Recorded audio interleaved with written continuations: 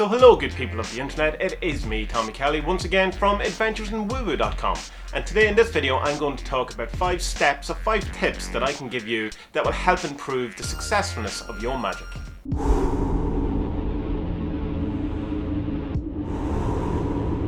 So the very first step or tip or what have you is to be really clear, crystal clear about what your desired outcome is. So if you have a need for more money, rather than having a sigil or working that says increased wealth, pick a figure, pick an actual figure that you want. Because if you do a sigil for increased wealth and then you walk down the street and you find 20 cents or $1 or whatever it is, then you've increased your wealth, but it hasn't really helped you. You haven't become more wealthy really out of it. You've got $1. It's not really going to change anything. But yet it is the fruition of your sigil or of your magic or whatever you've done. You have increased your wealth. So you need to be more crystal clear about what you want. So say at least 20% increase in income.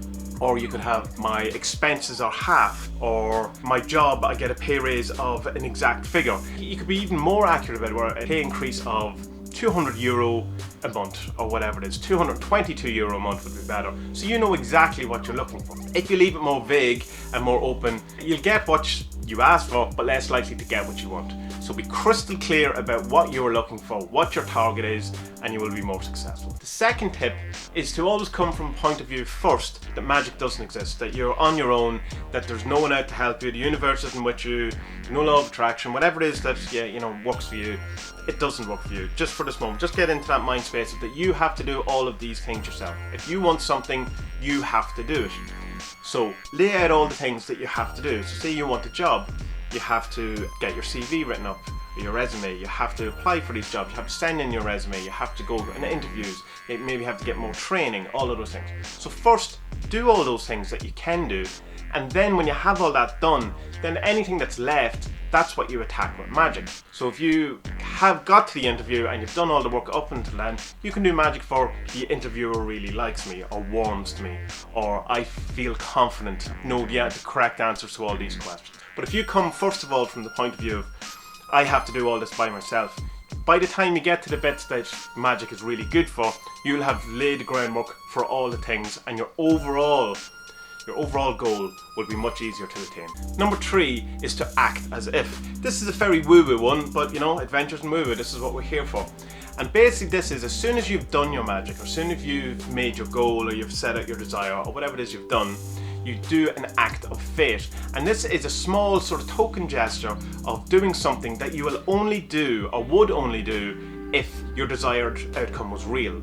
So say for instance, it's Monday and you have to pay your rent on Thursday and you don't have enough. Say you need $200 but you only have $150. Rather than going, oh, I'm worrying about money or whatever, do your magic and then spend some of your money. Don't spend $150 or whatever all in one go. Spend $5 or $10 or something. Buy something that you would only have bought if your rent was covered. Now this isn't to say that you should be reckless and careless and go out, everything will be fine, it'll all work out. It's just a small token act or gesture, an act of fate that means that you are confident that your magic will work or that your outcome is assured. This really works well. This has been one of the major keys to my successful magic. It can be a bit risky, but that's the point of it. You have to do something that would only happen or that you would only do if your outcome was assured. Don't go crazy with it, small gestures. Tip number 4 is to keep detailed notes.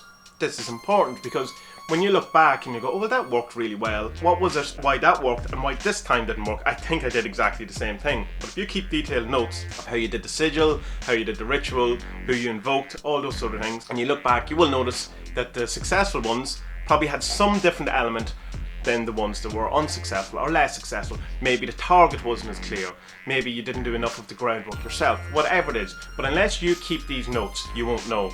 And it's very easy to think, oh, I'll remember. We won't remember. It's as simple as that. That's why keeping a magical diary is one of the first things that is drilled into people when they start any sort of magic work.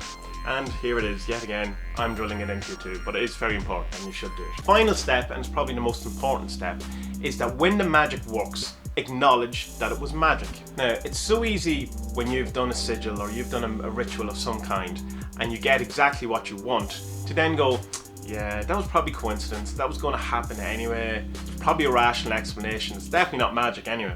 Don't do that. If you get what you want by doing something magical, then acknowledge the magic. This reinforces that you live in a magical universe and kind of separates you from the mundane world that everyone seems to want to be happy to live in. You know, and it reinforces these things in you. So the next time you use the magic or you do magic, it's more powerful. It's almost like a deliberate cognitive bias where you've decided that because I've decided that magic exists, I'm now going to see more of it. And that's, you know, that's great. That's what you want. You want to increase the magic in your life. So when things happen that you desired or that you worked for through magic, make sure to acknowledge the magic.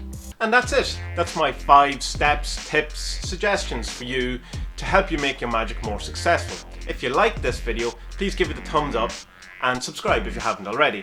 And then go to adventuresandwoo.com and check out my blog, or go to the40servants.com and check that out. You can also go to my Patreon, which is tommykelly.com, T-O-M-M-I-E. You can find me on Twitter, you can find me on Facebook. I'm all over the place. So come check me out, and I'll see you all next time. Have a good time.